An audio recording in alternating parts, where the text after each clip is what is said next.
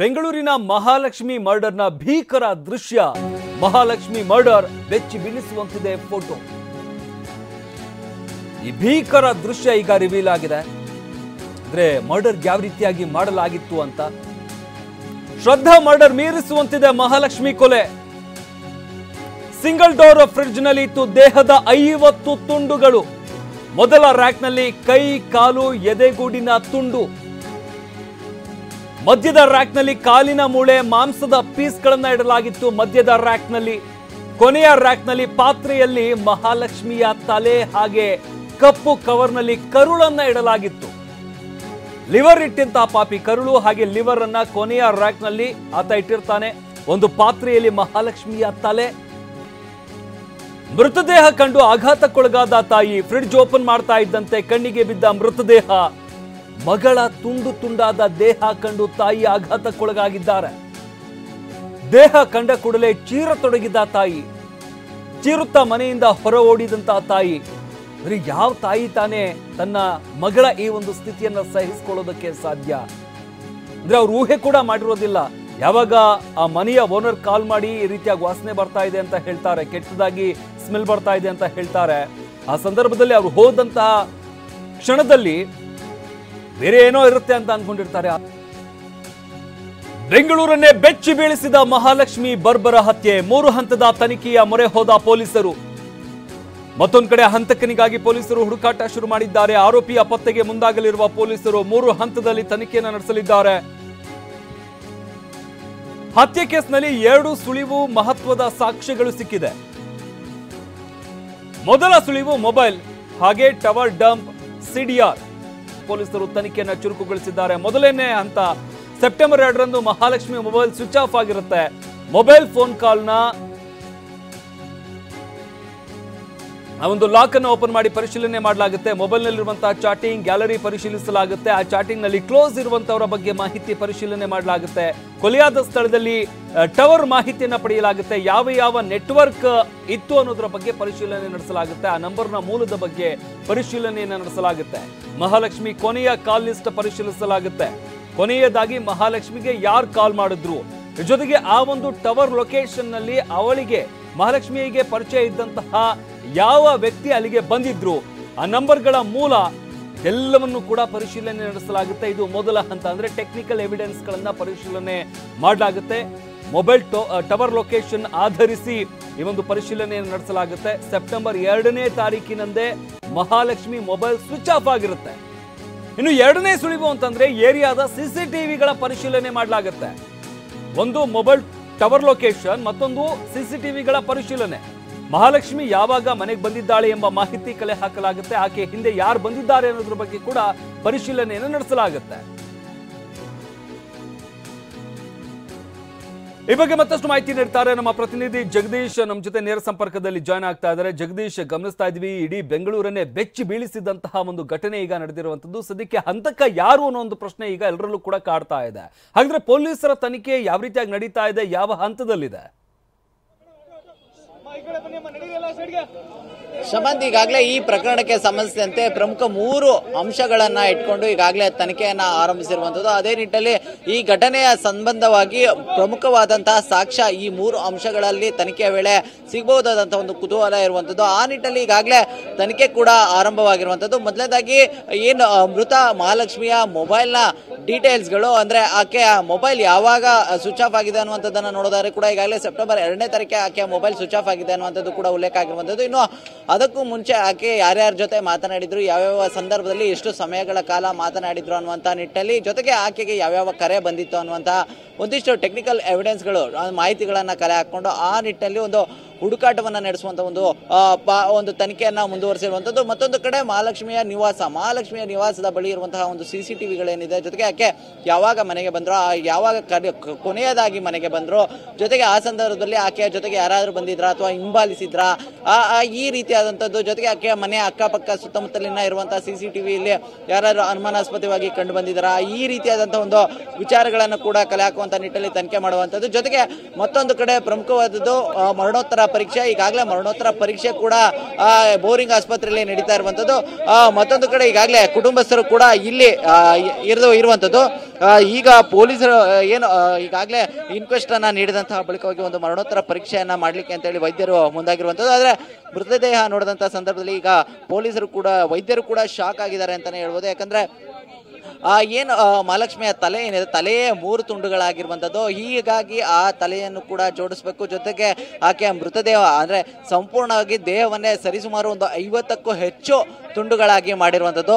ಈ ತುಂಡುಗಳೆಲ್ಲವನ್ನು ಕೂಡ ಜೋಡಿಸುವಂತ ಒಂದು ಪ್ರಕ್ರಿಯೆಯನ್ನ ಕೂಡ ವೈದ್ಯರು ಮಾಡ್ತಾ ಇರುವಂಥದ್ದು. ಜೊತೆಗೆ ಆ ಮುಖಾಂತರವಾಗಿ ಒಂದಷ್ಟು ಮಾಹಿತಿಗಳನ್ನ ಕಲೆ ಹಾಕಿಕೊಂಡು ಬೇಕಾದಂತಹ ಪ್ರಕರಣಕ್ಕೆ ಸಂಬಂಧಿಸಿದಂತಹ ಒಂದಷ್ಟು ಎವಿಡೆನ್ಸ್ ಗಳನ್ನ ಕಲೆ ಹಾಕುವಂಥದ್ದು. ಅಂದ್ರೆ ಪ್ರಮುಖವಾಗಿ ಮಹಾಲಕ್ಷ್ಮಿಯನ್ನ ಯಾವ ರೀತಿ ಹತ್ಯೆ ಮಾಡಲಾಗಿದೆ, ಅಂದ್ರೆ ದೈಹಿಕವಾಗಿ ಹಲ್ಲೆಯನ್ನ ಮಾಡಿ ನಂತರದಲ್ಲಿ ಕೊಲೆ ಮಾಡಲಾಗಿದೆ, ಅಥವಾ ಎಲ್ಲೋ ಒಂದು ಕಡೆ ಮಾರಕಾಯುಧಗಳನ್ನ ಬಳಸಿ ಹಲ್ಲೆ ಮಾಡಿ ನಂತರದಲ್ಲಿ ಹತ್ಯೆ ಮಾಡಿ ತುಂಡು ತುಂಡಾಗಿ ದೇಹವನ್ನ ಕತ್ತರಿಸಲಾಗಿದೆ ಅನ್ನುವಂಥ ಒಂದು ಅನುಮಾನದ ಆಯಾಮದ ಪರಿಶೀಲನೆ ಮಾಡುವಂಥದ್ದು. ಮತ್ತೊಂದು ಕಡೆ ಮೃತದೇಹವನ್ನ ಅಂದ್ರೆ ಮಹಿಳೆ ಆಗಿರುವುದರಿಂದಾಗಿ ಎಲ್ಲಾದ್ರೂ ಅತ್ಯಾಚಾರ ಆಗಿತ್ತಾ ಅಥವಾ ಆ ರೀತಿಯಾದಂತಹ ಒಂದಷ್ಟು ವಿಚಾರಗಳೇನಾದ್ರು ಇತ್ತ ಅನ್ನುವಂಥ ನಿಟ್ಟಲ್ಲಿ ಕೂಡ ವೈದ್ಯರು ಒಂದು ಪರಿಶೀಲನೆಯನ್ನ ಮಾಡ್ತಾ ಇರುವಂಥದ್ದು. ಮತ್ತೊಂದು ಕಡೆ ಕುಟುಂಬಸ್ಥರ ಆಕ್ರಂದನಗಳನ್ನು ಕೂಡ ನೀವು ನೋಡಬಹುದು. ಈಗಾಗಲೇ ಸಾಕಷ್ಟು ಕಣ್ಣೀರಿನಲ್ಲಿ ಇಲ್ಲಿ ಬಂದು ಓಡಾಡುವಂತ ಒಂದು ಸಂದರ್ಭಗಳು ಕೂಡ ಕಂಡು ಬರ್ತಾ ಇರುವಂತದ್ದು.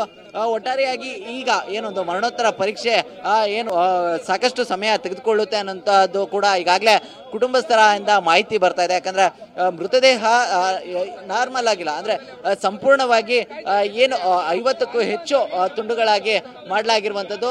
ಈ ನಿಟ್ಟಿನಲ್ಲಿ ಎಲ್ಲವನ್ನು ಕೂಡ ಜೋಡಣೆ ಮಾಡಿಕೊಂಡು ಆ ದೇಹಗಳ ಭಾಗಗಳೇನಿವೆ ಆ ಭಾಗಗಳನ್ನ ಸಂಪೂರ್ಣವಾಗಿ ಒಂದು ಪರಿಶೀಲನೆಯನ್ನ ಮಾಡುವಂಥದ್ದು, ಈ ನಿಟ್ಟಿನಂತಹ ಒಂದು ಪ್ರೊಸೀಜರ್ ಅನ್ನ ಮಾಡುವಂಥದ್ದು. ಇದಕ್ಕೆ ಸಾಕಷ್ಟು ಸಮಯ ಕೂಡ ತೆಗೆದುಕೊಳ್ಳುವಂಥದ್ದು. ಎಲ್ಲೊಂದು ಕಡೆ ಈ ಪ್ರಕರಣಕ್ಕೆ ಸಂಬಂಧಿಸಿದಂತೆ ಹಂತಕನ ವಿಚಾರವಾಗಿ ಈ ಮರಣೋತ್ತರ ಪರೀಕ್ಷೆಯಲ್ಲಿ ಯಾವುದಾದ್ರೂ ಕ್ಲೂಸ್. ಬೆಂಗಳೂರನ್ನೇ ಬೆಚ್ಚಿ ಬೀಳಿಸಿದ್ದ ಮಹಾಲಕ್ಷ್ಮಿ ಹತ್ಯೆ ಏನಿದೆ, ಮಹಾಲಕ್ಷ್ಮಿ ದೇಹದ ತುಂಡನ್ನು ನೋಡಿ ವೈದ್ಯರೇ ಶಾಕ್ ಆಗಿದ್ದಾರೆ. ಪೋಸ್ಟ್ ಮಾರ್ಟಮ್ ಮಾಡೋದೇ ವೈದ್ಯರಿಗೆ ದೊಡ್ಡ ಸವಾಲಾಗಿದೆ. ಯಾಕಂದ್ರೆ 50 ತುಂಡುಗಳನ್ನ ಮಾಡಲಾಗಿದೆ ದೇಹವನ್ನ.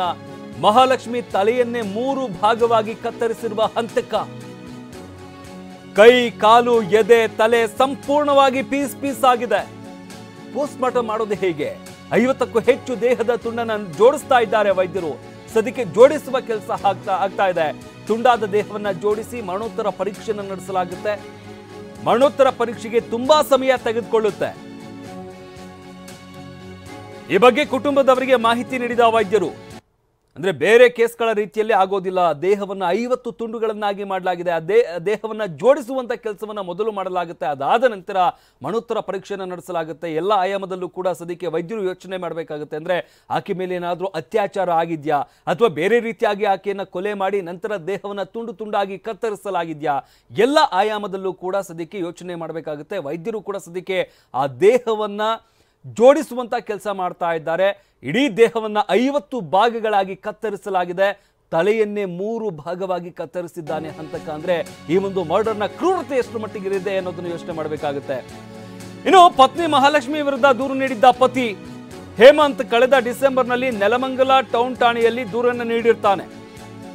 ನನಗೆ ಅವಾಚ್ಯ ಶಬ್ದಗಳಿಂದ ಬೈತಾ ಇದ್ದಾಳೆ, ನಿತ್ಯ ಮನೆಯಲ್ಲಿ ಕಿರುಕುಳ ಕೊಡ್ತಾಳೆ, ತೊಂದರೆ ಕೊಡ್ತಾ ಇದ್ದಾಳೆ, ಅವಳನ್ನ ಠಾಣೆಗೆ ಕರೆಸಿ ಬುದ್ಧಿ ಹೇಳಬೇಕು ಅಂತ ಪೊಲೀಸರ ಬಳಿ ಆತ ತನ್ನ ಅಳನ್ನ ತೋಡ್ಕೊಂಡಿರ್ತಾನೆ. ಎನ್ಸಿಆರ್ ದಾಖಲು ಮಾಡಿದ್ದ ಪತಿ ಹೇಮಂತ್ ದಾಸ್ ದೂರಿನಂತೆ ಠಾಣೆಗೆ ಮಹಾಲಕ್ಷ್ಮಿಯನ್ನ ಕರೆಸಿ ಖಾಕಿ ಬುದ್ಧಿವಾದ ಹೇಳಿ ಕಳಿಸಿರ್ತಾರೆ. ಪೊಲೀಸ್ನವರು ಬುದ್ಧಿವಾದ ಹೇಳಿ ಕಳಿಸಿರ್ತಾರೆ. ಬಟ್ ಈಗ ಸದ್ಯಕ್ಕೆ ಪೊಲೀಸ್ನವರು ಈ ಒಂದು ಪ್ರಕರಣದ ತನಿಖೆಯನ್ನ ಮಾಡಬೇಕಾದಂತಹ ಸಂದರ್ಭದಲ್ಲಿ ಎಲ್ಲ ಆಯಾಮದಲ್ಲೂ ಕೂಡ ತನಿಖೆಯನ್ನ ಮಾಡಬೇಕಾಗತ್ತೆ. ಕಳೆದ ಡಿಸೆಂಬರ್ನಲ್ಲಿ ನೆಲಮಂಗಲ ಟೌನ್ ಠಾಣೆಯಲ್ಲಿ ದೂರು ದಾಖಲಾಗಿರುತ್ತೆ. ಅಂದ್ರೆ ಎನ್ಸಿಆರ್ ಮಾಡಿ ಕಳಿಸಿರ್ತಾರೆ. ನನಗೆ ಅವಾಚ್ಯ ಶಬ್ದಗಳಿಂದ ಬೈತಾ ಇದ್ದಾಳೆ ಅಂತ ಆತ ದೂರನ್ನ ನೀಡಿರ್ತಾನೆ. ಆದ್ರೆ ಪೊಲೀಸರು ಇಬ್ಬರನ್ನು ಕರೆಸಿ ಬುದ್ಧಿವಾದ ಹೇಳಿ ಎನ್ಸಿಆರ್ ಮಾಡಿ ಕಳಿಸಿರ್ತಾರೆ. ಇವರು ಅಶ್ರಫ್ ಅಂತ ಒಬ್ರು ಹುಡುಗ ಇದ್ರು, ಅಶ್ರಫ್. ಅವ್ರ ಮೇಲೆ ನಾವು ನೆಲಮಂಗಲ ಕಂಪ್ಲೇಂಟ್ ಕೊಟ್ಟಿದ್ದೀನಿ ಒಂದ್ಸತಿ. ಕಂಪ್ಲೇಂಟ್ ಆದ್ಮೇಲೆ ಅವರು ಬೆಂಗಳೂರಲ್ಲಿ ಬರಬಾರ್ದು ಅಂತ ಆಗಿದೆ. ಅವ್ರು ಇಲ್ಲಿಂದ ಬೇರೆ ಇಲ್ಲಿ ಹೋಗಿದ್ರೆ ನನಗೆ ಗೊತ್ತಿಲ್ಲ. ಇವಾಗ ಕರೆಂಟ್ ಸಿಚುವೇಶನ್ ಅಲ್ಲಿ ಏನಿದೆ ನನಗೆ ಗೊತ್ತಿಲ್ಲ, ಯಾಕೆಂದ್ರೆ ಅವ್ರ ಹತ್ರ ನನಗೆ ಕಾಂಟ್ಯಾಕ್ಟ್ ಇಲ್ಲ. ಅವಾಗ ಎಲ್ಲ ನಾವು ಟ್ರ್ಯಾಕ್ ಮಾಡಿದ್ದೀನಿ ಯಾರ ಜೊತೆ ಮಾತಾಡ್ತಾ ಇರೋದು ಏನಿಂತ.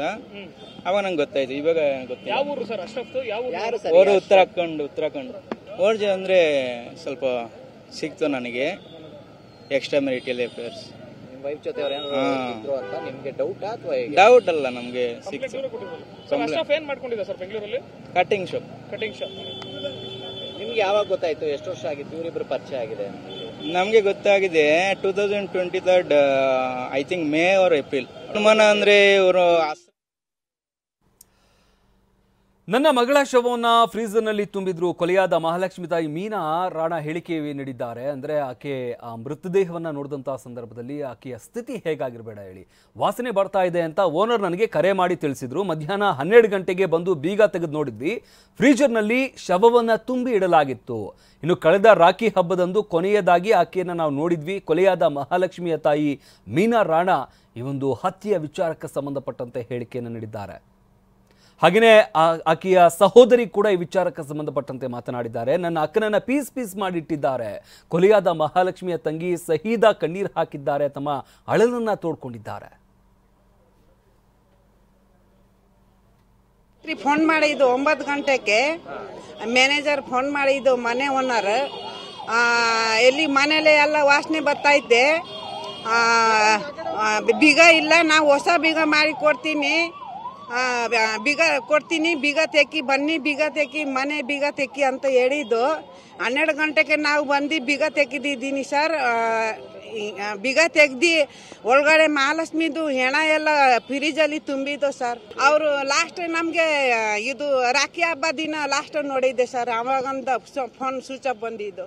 ಮಾಡಿದ್ರೆ ಸರ್ ನ್ಯಾಯ ಮಾಡಬೇಕು ಸರ್, ಅವ್ರಿಗೆ ನ್ಯಾಯ ಕೊಡ್ಬೇಕು ಸರ್. ನೀವು ಎಲ್ಲ ಸೇರಿ ಮಗಳಿಗೆ ಮಾಡಿದ್ದಾರೆ, ನಾಳೆ ಇನ್ನೊಬ್ಬಳಕ್ಕೆ ಮಗಳಿಗೆ ಮಾಡ್ತಾರೆ ಸರ್. ಆ ಥರ ಫ್ರಿಜ್ ತುಂಬ್ತಾರೆ ನೋಡಿ ಸರ್. ಗೊತ್ತಿಲ್ಲ ಸರ್ ಯಾರು ಮಾಡಿದ್ದಾರೆ, ಅವ್ರಿಗೆ ಶಿಕ್ಷೆ ಆಗ್ಬೇಕು ಸರ್. ಸಾಯಿಸಿದ್ರೆ ಈ ತರ ಪೀಸ್ ಪೀಸ್ ಮಾಡಿ ಯಾವತ್ತೇ ಆ ಹೆಣ್ಮಗನ್ನು ಸಾಯಿಸಬಾರ್ದು ಸರ್. 1 ವರ್ಷ ಆಯ್ತು ಸರ್, ನಿನ್ನೆ ಆ ಪರಿಸ್ಥಿತಿಯಲ್ಲಿ ನೋಡಿದ್ದು ಸರ್. ನಾವು ಮದ್ವೆ ಆಗಿದ್ದು ಸರ್, ಬೇರೆ ಬೇರೆ ಇದ್ದೀವಿ ಗಂಡನ ಮನೆಯಲ್ಲಿ. ಅವತ್ತಿಂದ ಮಾತಾಡಿಲ್ಲ ನಾನು, 1 ವರ್ಷ ಆಯ್ತು, ಮಾತಾಡಕ್ಕೂ ಸಿಗ್ಲಿಲ್ಲ. ಕೊನೆಗೂ ನನ್ನ ತಂಗಿ ಹತ್ರ ನಿನ್ನೆ ಹೋದಾಗ ನೋಡಿದ್ರೆ ಡೆತ್ ಆಗಿ ಆಲ್ರೆಡಿ ಪೀಸ್ ಪೀಸ್ ಆಗಿ ಫ್ರಿಜ್ ಅಲ್ಲಿ ಹಾಕಿಬಿಟ್ಟಿದ್ರು. ನನಗೆ ಯಾರು ಗೊತ್ತಿಲ್ಲ ಸರ್, ಆತರ ನನಗೆ ಏನು ಗೊತ್ತಿಲ್ಲ. ಯಾರು ಮಾಡಿದಾರೋ ಅವ್ರಿಗೆ ಶಿಕ್ಷೆ ಆಗ್ಲೇಬೇಕು, ಸುಮ್ನೆ ಬಿಡಬಾರ್ದು ಸರ್. ತುಂಬಾ ಇದ್ರಲ್ಲಿ ಮರ್ಡರ್ ಮಾಡಿದಾರೆ, ಆತರ ಯಾರು ಮಾಡಲ್ಲ ಮನುಷ್ಯರಿಗೆ. ಅಷ್ಟೊಂದು ಇದ್ರಲ್ಲಿ ಸಾಯಿಸ್ಬಿಟ್ಟಿದ್ದಾರೆ, ಗೊತ್ತಿಲ್ಲ ಸರ್. ನಾನು ಲಾಸ್ಟ್ ಮಾತಾಡಿದ್ದು ಅಂದ್ರೆ 21, ಆಮೇಲೆ ಮಾತಾಡಿದ್ದು ನಾನು. ಅಕ್ಕ ಆಫ್ಲೈನ್ ಹೋಗಿದ್ದು ಇದು ಸೆಪ್ಟೆಂಬರ್ 4, ಆಮೇಲೆ ಅವ್ರು ಆನ್ಲೈನ್ ಬರಲೇ ಇಲ್ಲ. ಸೊ ನಾವು ಈಗ ನಮ್ಮ ವೈಫ್ ಪ್ರೆಗ್ನೆಂಟ್ ಇದ್ದಾರೆ, ನಮ್ಮ ಡ್ಯಾಡಿ ಆಪರೇಷನ್ ಬೇರೆ ಮಾಡ್ತಾ ಇದ್ರು, ನಾವು ಇಲ್ಲಿ ಬಿಸಿ ಆಗ್ಬಿಟ್ಟು ಇವ್ರ ಕಡೆ ನಮ್ಗೆ ಗಮನನೇ ಕೊಡ್ಲಿಲ್ಲ. ನಮ್ಮ ಮಮ್ಮಿ ಬಂದ್ರು, ರೂಮಲ್ಲಿ ಬೀಗ ಹಾಕಿದ್ದಾರೆ, ಎಲ್ಲಿ ಹೋದ್ರು ಗೊತ್ತೇ ಇರ್ಲಿಲ್ಲ. ಆಮೇಲೆ ಗೊತ್ತಾಯ್ತು ಈ ತರ ಆಗಿದೆ. ಬಿಲ್ಡಿಂಗ್ ಓನರ್ ಕಾಲ್ ಮಾಡಿದ್ರು, ನಿಮ್ಮ ಅಕ್ಕ ಮನೆಯಿಂದ ಸ್ಮೆಲ್ ಬರ್ತಾ ಇದೆ, ಫ್ರಿಜ್ ಅಲ್ಲೇನೋ ತರಕಾರಿ ಕೊಳ್ತಾಗಿರು ಬನ್ನಿ ಅಂತ ಹೇಳಿದ್ರು. ಆ ಟೈಮಲ್ಲಿ ನಾವು ಹೋದ್ವು. ಅವಾಗ ಚೆಕ್ ಮಾಡಿದಾಗ ನಮ್ಮ ಮಮ್ಮಿ ಮತ್ತೆ ನಮ್ಮ ದೊಡ್ಡಕ್ಕ ಇಬ್ರು ಬೆಳಗ್ಗೆ ಹೋದ್ರು. ಆ ಟೈಮ್ ಓನರ್ ಕೀ ಕೊಡ್ಲಿಲ್ಲ, ಬಟ್ ಅವ್ರು ಕೀ ಹೆಂಗೋ ತೆಗ್ದಿದ್ದಾರೆ. ಓಪನ್ ಮಾಡಿದಾಗ ನೋಡಿದಾಗ ಫ್ರಿಜ್ ಓಪನ್ ಚೆಕ್ ಮಾಡಿದಾಗ ಎಸ್, ಈ ಬಗ್ಗೆ ಮತ್ತೆ ಮಾಹಿತಿಯನ್ನು ನೀಡ್ತಾ ಇದ್ರು ನಮ್ಮ ಪ್ರತಿನಿಧಿ ಜಗದೀಶ್ ಹೇಳ್ತಾ ಇದ್ರಿ, ತನಿಖೆ ಯಾವ ಹಂತದಲ್ಲಿ ಸಾಗ್ತಾ ಇದೆ ಅನ್ನೋ ವಿಚಾರಕ್ಕೆ ಸಂಬಂಧಪಟ್ಟಂತೆ ಪೊಲೀಸರು ಪ್ರಾಥಮಿಕವಾಗಿ ಪ್ರತಿಯೊಬ್ಬರ ಮೇಲೆ ಕೂಡ ಅನುಮಾನವನ್ನು ಪಡುವಂಥದ್ದು ಸಹಜ. ಒಂದು ಕಡೆ ಅವರ ಕುಟುಂಬಸ್ಥರು ಸುಮಾರು ತಿಂಗಳುಗಳೇ ಆಗಿದೆ ಆಕೆಯನ್ನು ನೋಡಿ ಅಂತ ಹೇಳ್ತಾ ಇದ್ದಾರೆ, ಮತ್ತೊಂದು ಕಡೆ ಅವರ ಪತಿ ಅವರ ವಿರುದ್ಧವೇ ಅಂದರೆ ಮಹಾಲಕ್ಷ್ಮಿ ವಿರುದ್ಧವೇ ದೂರು ನೀಡಿರುವಂಥ ವಿಚಾರ ಕೂಡ ಈಗ ಗೊತ್ತಾಗಿರುವಂಥದ್ದು. ಹಾಗಾದ್ರೆ ಸದ್ಯಕ್ಕೆ ಏನೆಲ್ಲ ತನಿಖೆಯಲ್ಲಿ ಗೊತ್ತಾಗ್ತಾ ಇದೆ ಈಗ? ಖಂಡಿತ ಮಂತೇಶ್, ಈಗಾಗಲೇ ಈ ಪ್ರಕರಣಕ್ಕೆ ಸಂಬಂಧಿಸಿದಂತೆ ಒಂದಷ್ಟು ಮಾಹಿತಿಗಳನ್ನ ಕಲೆ ಹಾಕುವಂತ ನಿಟ್ಟಲ್ಲಿ ಪೊಲೀಸರು ಮುಂದಾದಂತ ಸಂದರ್ಭದಲ್ಲಿ ಮಹಾಲಕ್ಷ್ಮಿ ಜೊತೆ ಯಾರು ಹೆಚ್ಚು ಆತ್ಮೀಯರಾಗಿದ್ರು, ಜೊತೆಗೆ ಆಕೆಯ ಈ ಸಂದರ್ಭದಲ್ಲಿ ಯಾವ್ದಾದ್ರು ಒಂದು ಗಲಾಟೆ ಅಥವಾ ಜಗಳ ಏನಾದ್ರು ಮಾಡ್ಕೊಂಡಿದ್ರ ಅನ್ನುವಂಥ ಒಂದಿಷ್ಟು ಮಾಹಿತಿಗಳನ್ನ ಕಲೆ ಹಾಕುವಂತ ನಿಟ್ಟಲ್ಲಿ ಕೂಡ ಮುಂದಾಗಿರುವಂಥದ್ದು. ಆದರೆ ಏನು ಮೃತ ಮಹಾಲಕ್ಷ್ಮಿಯ ತಾಯಿ ಏನಿದ್ದಾರೆ ಅವರು ನೆಲಮಂಗಲದಲ್ಲಿ ವಾಸವಾಗಿರುವಂಥದ್ದು. ಮತ್ತೊಂದು ಕಡೆ ಅವರ ಅಕ್ಕ ಏನಿದ್ದಾರೆ ಅವರು ಕೂಡ ಬೇರೊಂದು ಕಡೆ ಅಂದ್ರೆ ಅವ್ರ ಅಕ್ಕಗೂ ವಿವಾಹ ಆಗಿದೆ, ಅವರು ಬೇರೆ ಕಡೆ ವಾಸವಾಗಿರುವಂಥದ್ದು. ಈಗ ನೋಡೋದಾದ್ರೆ ಏನು ತಾಯಿ ಯಾವಾಗಲೂ ನಿರಂತರವಾಗಿ ಫೋನ್ನಲ್ಲಿ ಸಂಪರ್ಕದಲ್ಲಿದ್ರು, ಆದರೆ ಅಕ್ಕ ಸರಿಸುಮಾರು 1 ವರ್ಷದಿಂದ ಯಾವುದೇ ರೀತಿಯಾದಂತಹ ಒಂದು ಸಂಪರ್ಕದಲ್ಲಿ ಇರಲಿಲ್ಲ. ಆದ್ರೆ ಮಹಾಲಕ್ಷ್ಮಿಯ ಸಹೋದರನಿಗೆ ಒಂದಿಷ್ಟು ಮಾಹಿತಿಗಳು ಕೂಡ ಗೊತ್ತಿತ್ತು, ಮಹಾಲಕ್ಷ್ಮಿ ಎಲ್ಲೋಗ್ತಾರೆ ಏನ್ ಮಾಡ್ತಾರೆ ಅನ್ನುವಂಥದ್ದು. ಜೊತೆಗೆ ಏನು ಕಳೆದ 9 ತಿಂಗಳಿಂದ ಮಹಾಲಕ್ಷ್ಮಿ ತನ್ನ ಪತಿಯಿಂದ ದೂರಾಗಿ ಬೇರೊಂದು ಕಡೆ ಮನೆ ಮಾಡ್ಕೊಂಡಿದ್ರು ಕೂಡ ಮಹಾಲಕ್ಷ್ಮಿಯ ಒಂದಿಷ್ಟು ಚಲನವಲನ ಓಡಾಟಗಳು ಕೂಡ ಸಹಜವಾಗಿ ಪತಿಗೆ ಗೊತ್ತಿತ್ತು. ಹೀಗಾಗಿ ಈ ಘಟನೆಯ ಬಳಿಕವಾಗಿ ಒಂದಿಷ್ಟು ಮಾಹಿತಿಗಳನ್ನ ಪೊಲೀಸರಿಗೆ ನೀಡಿರುವಂತಹ ನಿಟ್ಟಲ್ಲಿ ಪ್ರಮುಖವಾಗಿ 4 ವ್ಯಕ್ತಿಗಳ ಬಗ್ಗೆ ಒಂದಿಷ್ಟು ಅನುಮಾನವನ್ನ ವ್ಯಕ್ತಪಡಿಸಿದ್ದಾರೆ. ಅದೇ ರೀತಿಯಲ್ಲಿ ಮಹಾಲಕ್ಷ್ಮಿ ಜೊತೆ ಅತ್ಯಾತ್ಮೀಯನಾಗಿ ಓರ್ವ ವ್ಯಕ್ತಿ ಇದ್ದ ಅನ್ನುವಂಥದ್ದು. ಜೊತೆಗೆ ಇದೇ ವಿಚಾರವಾಗಿ ಮಹಾಲಕ್ಷ್ಮಿ ಪತಿಯಿಂದ ದೂರ ಆಗಿದ್ದರು ಅನ್ನುವಂತಹ ಒಂದು ಅಂಶ ಏನಿದೆ, ಆ ವಿಚಾರವಾಗಿ ಇಟ್ಕೊಂಡು ಆ ವ್ಯಕ್ತಿಯ ಮೇಲೆ ಅನುಮಾನ ಮಾಡಿದ್ದಾರೆ. ಜೊತೆಗೆ ಮಹಾಲಕ್ಷ್ಮಿ ಕೆಲಸ ಮಾಡ್ತಾ ಇದ್ದಂತಹ ಸ್ಥಳ ಏನಿದೆ ಅಲ್ಲಿ 3 ಜನರ ಜೊತೆ ಆಕೆ ಜಗಳ ಮಾಡ್ಕೊಂಡಿದ್ರು ಅನ್ನುವಂತ ಒಂದು ವಿಚಾರ ಇರುವಂತದ್ದು. ಆ 3 ಜನರನ್ನು ಕೂಡ ಅನುಮಾನದಲ್ಲಿ ಈಗಾಗಲೇ ಕುಟುಂಬಸ್ಥರು ತಿಳಿಸಿರುವಂತದ್ದು. ಸದ್ಯಕ್ಕೆ ಈ 4 ಜನ ಏನಿದ್ದಾರೆ, ಈ 4 ಜನರ ಮೇಲೆ ಈ ಪ್ರಕರಣದಲ್ಲಿ ಒಂದು ಅನುಮಾನದ ಆಧಾರದ ಮೇಲೆ ಕೂಡ ತನಿಖೆ ನಡೀತಾ ಇರುವಂತದ್ದು. ಶಮಂತ್, ಧನ್ಯವಾದ ಜಗದೀಶ್ ನಿಮ್ಮೆಲ್ಲ ಮಾಹಿತಿಗಾಗಿ.